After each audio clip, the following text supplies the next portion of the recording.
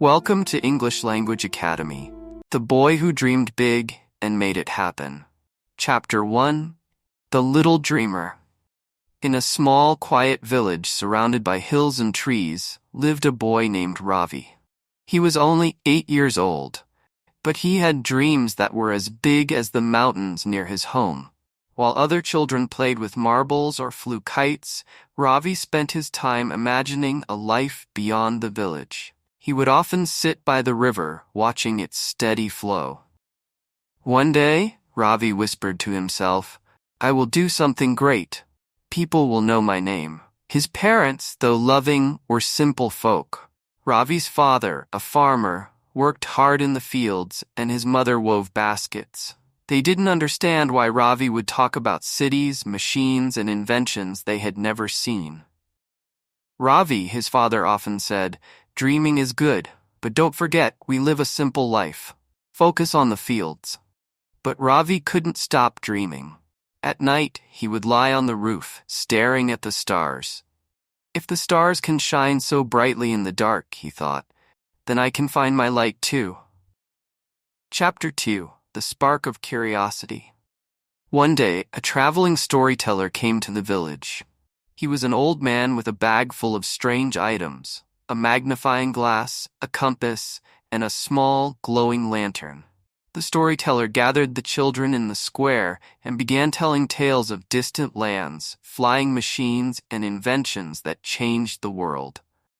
Ravi listened with wide eyes.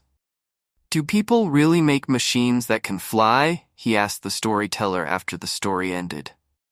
"Yes, boy," the old man said with a kind smile. "The world is full of wonders. All you need is a curious mind and a brave heart to explore it." That night, Ravi couldn't sleep.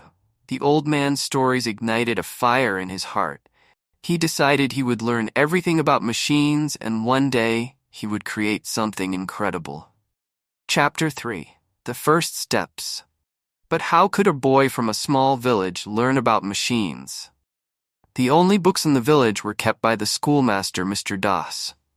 Ravi approached him hesitantly one morning. "Sir, do you have books about machines?" Mr. Das adjusted his glasses. "Machines?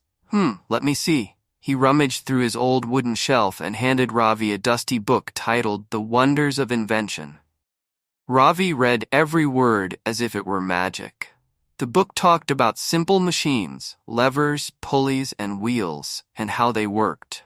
Though the concepts were new and hard to understand, Ravi didn't give up. He began experimenting with things he found around the village. Sticks, stones, and even broken tools his father no longer used. The villagers often laughed at his strange contraptions. "Ravi's playing with junk again," they would say. But Ravi didn't care. Chapter 4. The Challenge. One day, a severe drought struck the village. The river dried up, and the fields turned to dust.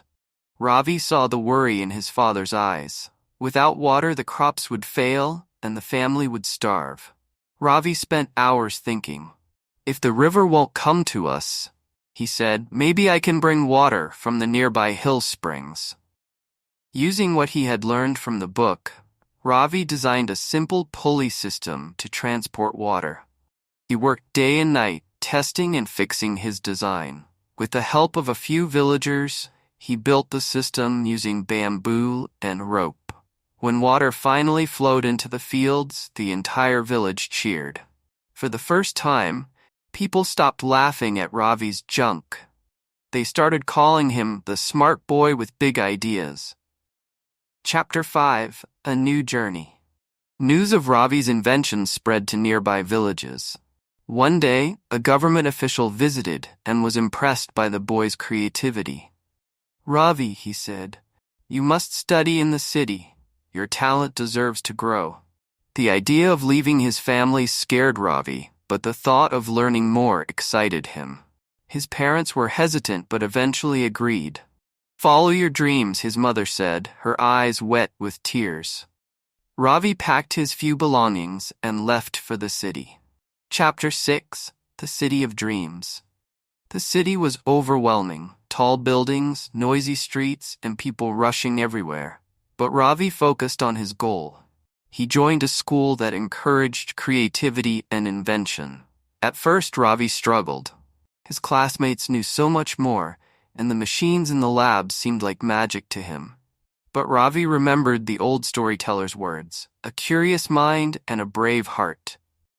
He asked questions, stayed late in the labs, and read every book he could find. Slowly, he began to understand. Chapter 7. The big idea. Years passed, and Ravi became known for his inventions. During his final year in college, he had an idea that could change lives. He designed a low-cost machine that could help farmers irrigate their fields efficiently.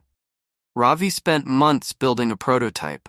When it finally worked, he felt a surge of pride. "This is for the farmers," he said, thinking of his father and the drought-stricken village. Chapter 8. Changing the World. Ravi's invention was a success. Farmers across the country began using his machine. Ravi didn't stop there. He continued inventing tools to make life easier for the poor. He started his own company, hiring people from villages and teaching them new skills. Though he lived in the city, Ravi often visited his village. He built schools, brought electricity, and ensured no child had to stop dreaming because of poverty. Chapter 9. The Boy Who Made It Happen.